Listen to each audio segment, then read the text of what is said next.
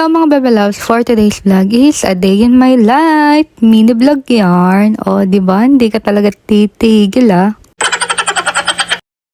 At ayan, so syempre lumabas tayo for today para mamili. So ayan, kailangan na natin mag-stock sa bahay. Grocery time.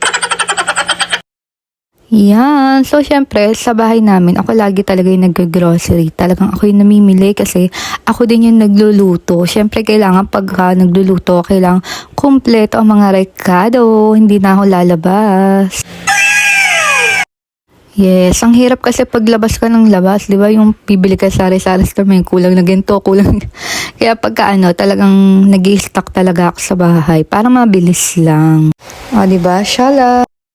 At ayun na nga yung mga napamili natin for today. Ayun, di ba?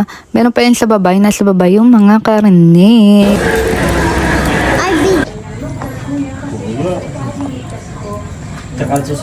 At syempre, bumili din tayo ng coffee.